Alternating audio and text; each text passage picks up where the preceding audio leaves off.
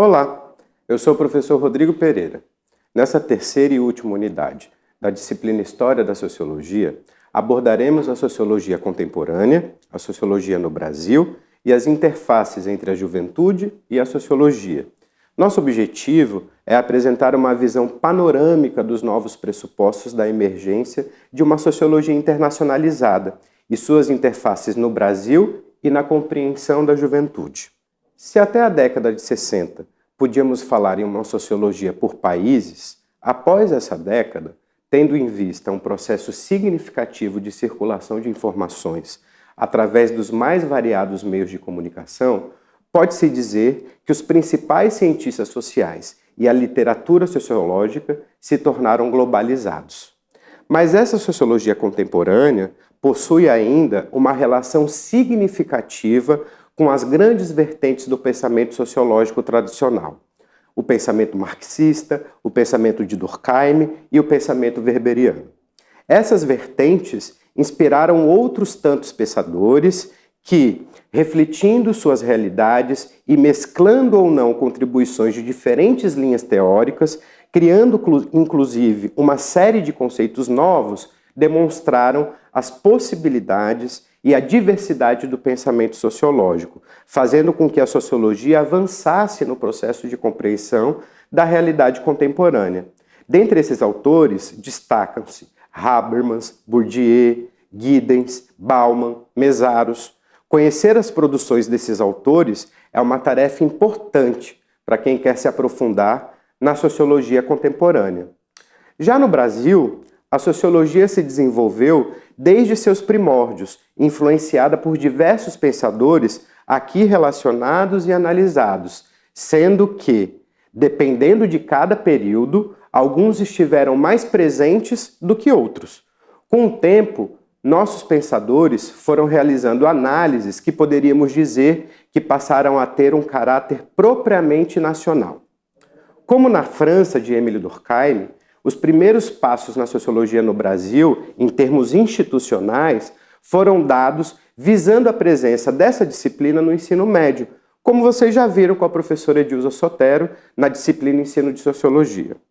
A sociologia já existia em estado embrionário em vários estados brasileiros, mas se desenvolveu de modo mais consistente no Rio de Janeiro e em São Paulo, em virtude desses dois estados estarem vivenciando um processo de industrialização e urbanização crescentes desde o final da década de 1910. E nesses estados, terem sido criadas as primeiras escolas específicas de ciências sociais. Nesse período, alguns autores se destacam por suas contribuições seminais para a sociologia brasileira, como Fernando de Azevedo e Gilberto Freire. A partir do final da Segunda Guerra Mundial, até meados da década de 60, foram criadas no Brasil várias faculdades de filosofia, ciências e letras, em universidades ou como institutos isolados, onde a sociologia vai entregar o currículo dos cursos de ciências sociais ou vai se apresentar como disciplina independente em outros cursos.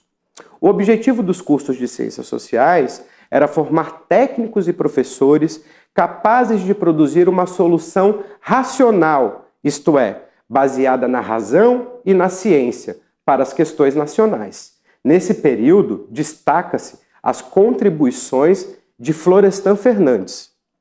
O nome de Florestan Fernandes está obrigatoriamente associado à pesquisa sociológica no Brasil e na América Latina. Sociólogo e professor universitário, ele transformou o pensamento social no país e estabeleceu um novo estilo de investigação sociológica, marcado pelo rigor analítico e crítico em um novo padrão de atuação intelectual. Uma das suas principais preocupações foi o estudo das perspectivas teórico-metodológicas da sociologia. Seus ensaios mais importantes acerca da fundamentação da sociologia como ciência foram, posteriormente, reunidos no livro Fundamentos Empíricos da Explicação Sociológica. Seu comprometimento intelectual com o desenvolvimento da ciência no Brasil, que entendia ser um requisito básico para a inserção do país na sociedade moderna, científica e tecnológica, marca sua atuação na campanha de defesa da escola pública em finais da década de 50, e em prol do ensino público, laico e gratuito como direito fundamental do cidadão do mundo moderno.